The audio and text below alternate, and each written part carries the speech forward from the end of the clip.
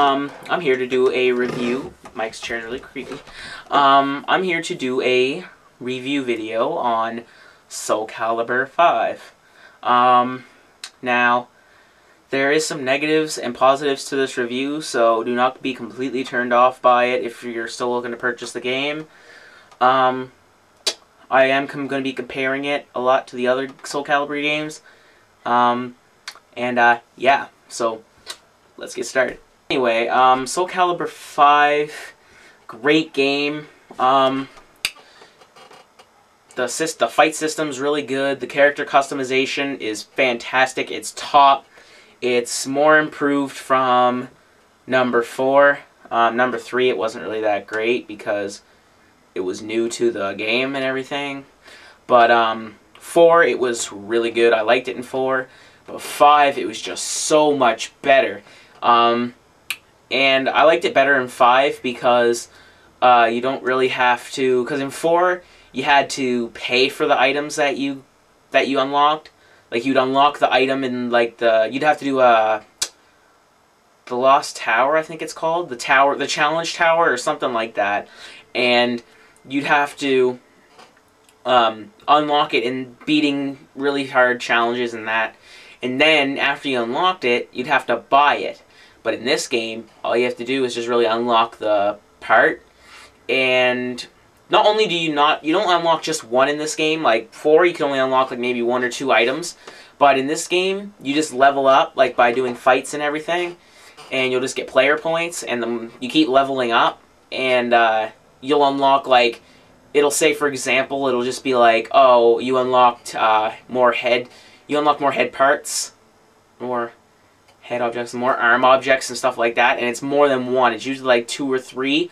And when it says like upper body equipment, that means it involves like the undershirt, the overshirt,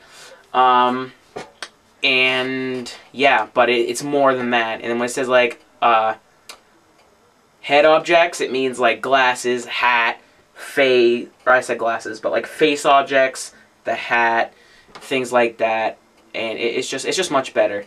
You can also there's also sliders in this too. You can make your character like really jacked, or you can make them skinny or in between. And I thought that was really good because that's how you can really fully customize a character. Because in 4 you couldn't really do that. And another thing in the character custom I really like is the in 4, you couldn't customize some characters, but in this game, you can customize almost every character. The only character you cannot customize is Ezio, which is a waste of character, I think. I'll get on him in a minute. But, yeah, because if you guys can remember, I don't think you could customize Algol that much. I think you can only customize his weapon. But in this game, you can make him look completely awesome. I made him, for those of you who watch Bleach out there, it's an anime, I made him look like Captain Kenpachi, and he looks fucking sick. But, I really like that part. You could just customize uncustomizable characters from the other games. And now to get on to Ezio, him right there. For those of you who don't know who that is, he's from the Assassin's Creed series. He was not in the first game, but he came to the series in number 2, and then he was in Brotherhood, and then he was in Revelations, and then now they're making a 3rd game, and it's Altair, which is the one from the first game, and I found him a lot better. But anyway, back to Soul Calibur. I don't think he really fit in Soul Calibur, because he's not really a weapons guy. Like, I know you guys are gonna say, oh, hidden blades are a weapon. That's true, but like, I mean, like, he doesn't use like a sword or anything. So like, the assassin blades are different weapon-wise because he has to like get up close. So he could actually like, and he actually like punches and everything in Assassin's Creed as well. So that part, he doesn't really fit in Soul Calibur. Maybe Mortal Kombat. I think I'd love to see Ezio in Mortal Kombat. I mean, he could do a sick fatality with those hidden blades. Could you just picture that? But I think they should have put Kratos in Soul Calibur, Ezio in Mortal Kombat. That's what I think. But Kratos still fit in Mortal Kombat just because he's violent. But Ezio just didn't fit. He's an alright character. I mean, he didn't beat me or anything. That's why he beat me like one round, but he didn't beat me like a whole thing. But that's not why I hate him. It's just he's really, I find he's really slow, and I don't know. I just I did not like Ezio in this game. I found I could have did without him. They could have given us a better character than that, I think. I don't know. I just don't know. They could have gave us a better exclusive than Ezio. That's for damn sure. But yeah, that's him. But he's not that bad. Difficulty, it's pretty hard. It can be pretty hard. But it's not as hard as, say, Demon Souls or anything. Nothing's harder than that or Dark Souls. But the difficulty isn't that bad. The other thing I think there's one more thing that you can do in this game that you can't do in the fourth one. Oh yeah. That's not that. Now to get on to the characters. The characters in this game are shit. That's the one thing. That's the negative part of this review. The characters are trash. The real Keelik isn't even in this game. By that, I mean, he doesn't have the rod. He does not have the staff that we all know from, I think, even Soul Calibur 1.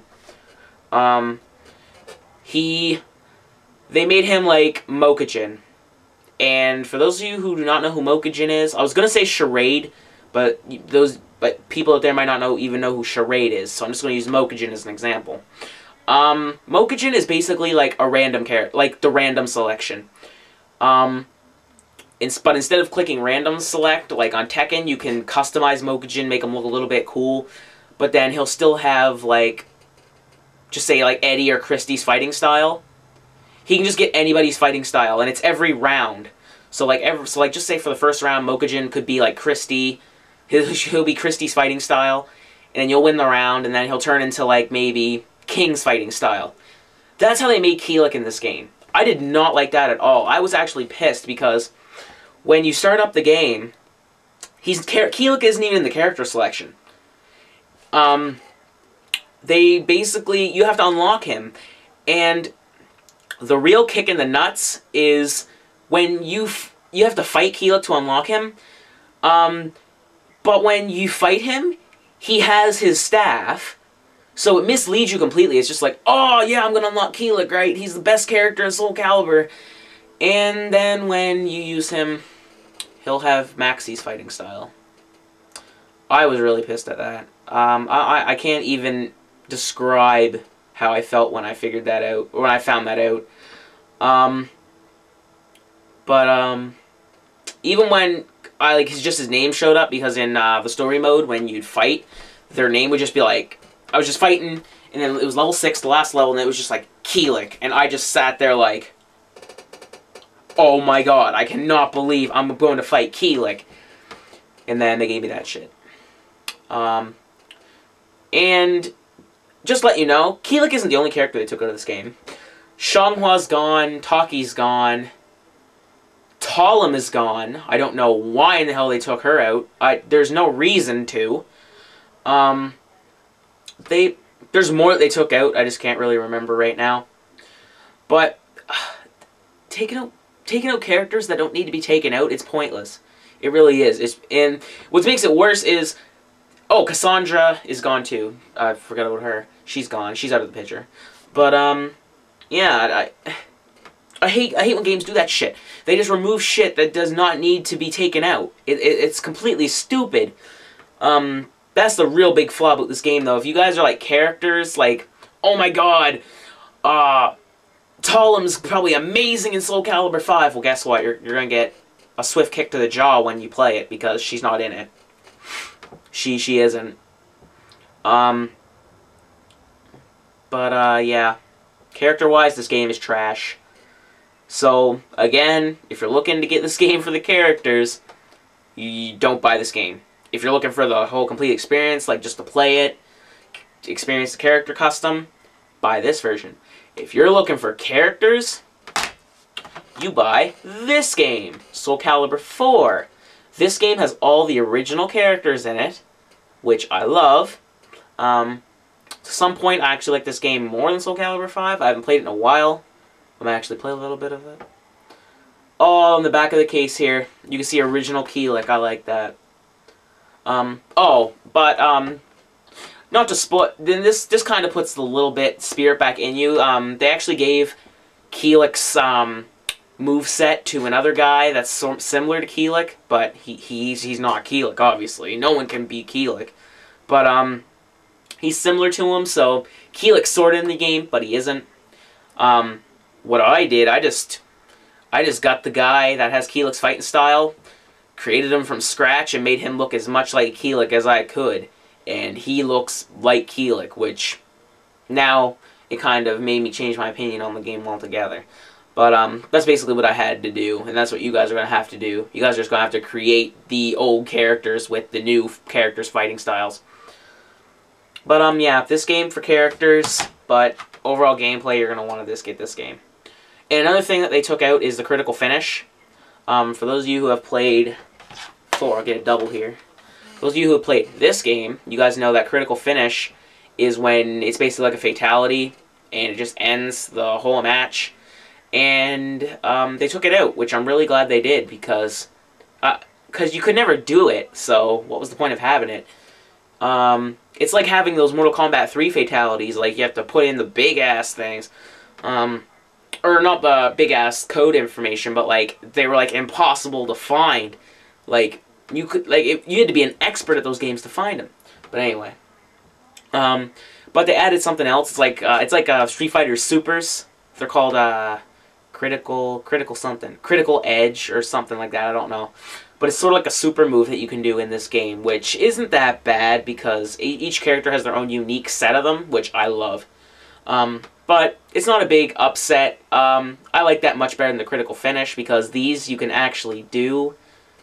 The critical finish, you had to bust their armor at the right moment. You had to press the triggers at that moment. No. It's too complicated for beginners, Soul Calibur players. But, overall, this game is awesome. I wouldn't put a big dampening on the game. If I was going to give it a score out of 10, though, I'd probably just give it a 8.5 just because of the characters. I know that's a little harsh. I might actually I'll give it a 9. It lost a complete point just because my characters are gone. Yeah. That was my review on Soul Calibur V. For those of you fighting game fans out there who want to complete their fighting game collection, get this game. It's fairly good. I might even put some gameplay up of this. I've not tried the Xbox Live. I haven't tried the PlayStation Online though for this, so I might have to try that later. But yeah, there's my review. So, peace.